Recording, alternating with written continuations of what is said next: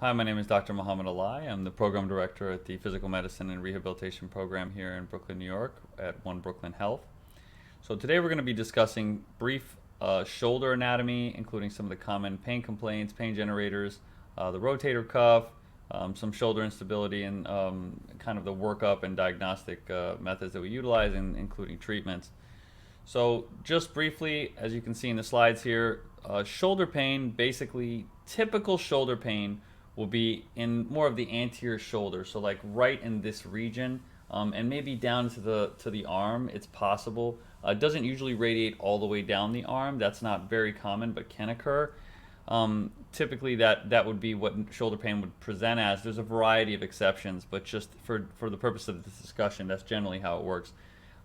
Basically, the pain can also be sensed as radiating from the shoulder up into the neck, or from the neck down into the shoulder, or there can be pain kind of in the back, in the scapular region, back here in the shoulder blade. That may or may not be from the shoulder. That could be from the neck. And again, this is why history and physical are very important. Being seen by a specialist who's dealt with these disorders is also important to be able to figure out what's wrong, because if you can't figure out what the cause of the pain is, obviously you can't properly address it. Typically, the patients that we see have undergone the traditional therapies, treatments, including acupuncture, chiropractics, physical therapy. There's a variety of physical therapy maneuvers to strengthen the shoulder muscles and try to restore range of motion. Patients might have a frozen shoulder where they can't really get their arm up high enough, and their range of motion is restricted due to either an injury that's been there for a while, or it can happen just from diabetes in and of itself. Diabetes can kind of induce frozen shoulder, which would basically mean what it implies. What the name implies, the shoulder's kind of frozen and it doesn't really go through the range of motion.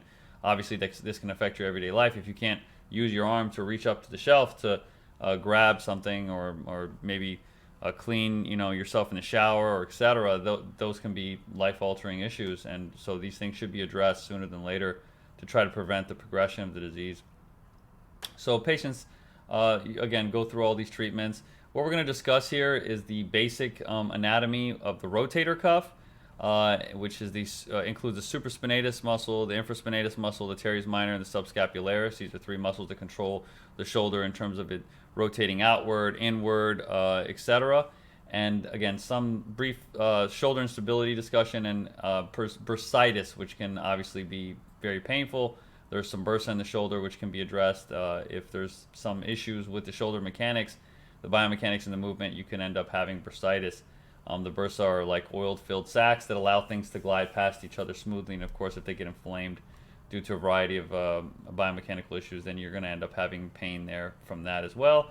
Diagnostic modalities we usually utilize are X-ray, typically just to see if there's any bony abnormalities, MRI for soft tissue abnormalities, and again, we could use electromyography or nerve conduction studies to determine if maybe the pain that's being sensed in the shoulder is not from the shoulder. Maybe it's from the neck or something else, okay?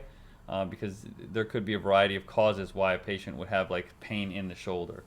Again, the treatment methods we're going to go over are the basic ones, including standard treatments, which are, again, physical therapy, etc., but regenerative medicine treatments, including platelet-rich plasma, bone marrow stem cell aspirate. That's another methodology which is commonly used to try to treat pain, especially more so in athletes who obviously would like to restore their function and get back to high-level activity. So we're going to utilize this model here. So if you see, this is just a lot of things have been stripped away, so this is not everything, but as you can see here, this is the shoulder, the right shoulder. We're looking at it from the front. Now this is from the back view.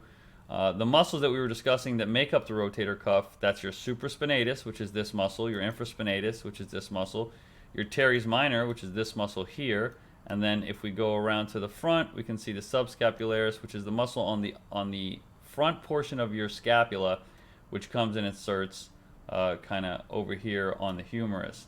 So that's typically what we're looking at in terms of the rotator cuff.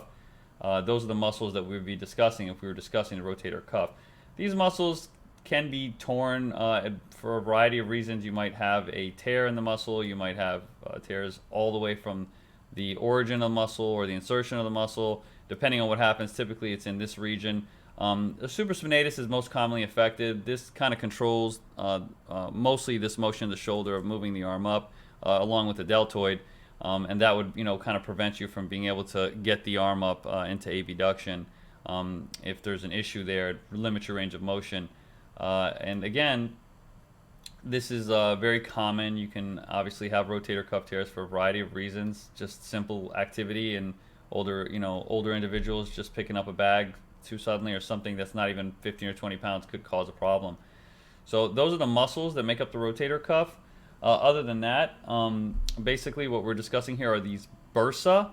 So these bursa here, these are again oil-filled sacs which effectively allow the muscles and everything to glide past each other. But again, if they become inflamed because of biomechanical issues, then they can cause pain. This is your subacromial and subdeltoid bursa, and your deltoid is stripped away. It's a muscle that comes on the outside here of the humerus.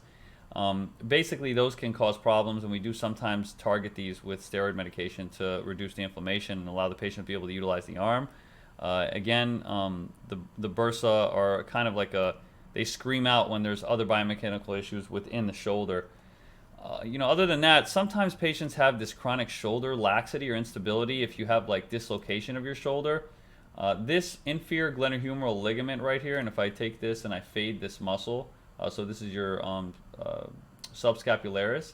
So if I take this muscle away, you can see here, this is your glenohumeral ligament. It kind of keeps everything attached here to your shoulder. This inferior portion is the most important portion in terms of your shoulder stability. Oftentimes, if this is damaged, you can get chronic shoulder laxity and you might have dislocation of the shoulder. If you have multiple dislocations of your shoulder, you should see a surgeon or at least see a doctor of some sort to be able to get a workup here, because there could be a lot of issues that happen if your shoulder keeps dislocating. You might have significant problems, and it could lead to injuries of the nerves and the plexus here, the brachial plexus, etc. So that needs to be addressed, because if it dislocated a couple times, it's probably going to keep happening. So important to have that evaluated by a physician. So again, you have your bursa, you have your rotator cuff muscles that we were discussing here. The physical therapy treatments tend to focus on trying to strengthen these muscles to keep the shoulder strong and be able to prevent injury. But normally what we would do here, we would, in terms of workup and evaluation, we'd do a thorough history. We'd find out what happened with the patient, if anything. Oftentimes there's no inciting injury. It just, things just tend to happen over time with age. But regardless, some athletes, etc., younger individuals might have done a little too much from whatever activity they're doing, and that could end up causing a tear.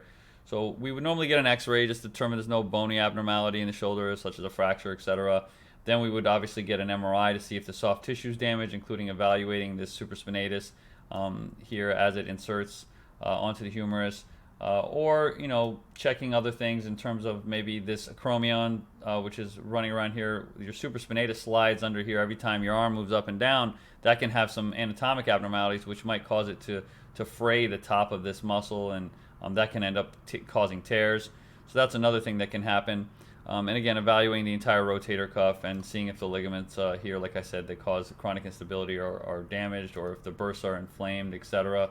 There's a bunch of these little bursa around the shoulder, and they can obviously get inflamed if there's any significant issue.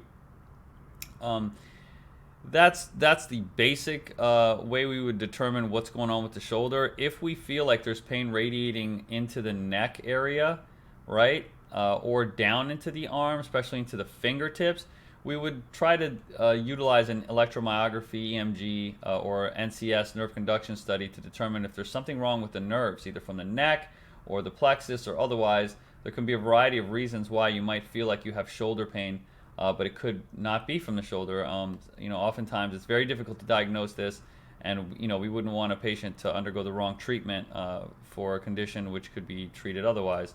So again, pain in this region here in the lower portion of the scapula, this is your shoulder blade.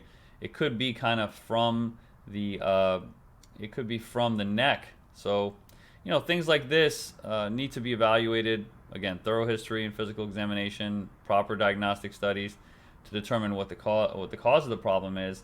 And at that point, we would determine whether the patient needs physical therapy for restoration of range of motion, strengthening of the shoulder muscles, rotator cuff. If it's chronic shoulder instability, they might need to see a surgeon to have that addressed.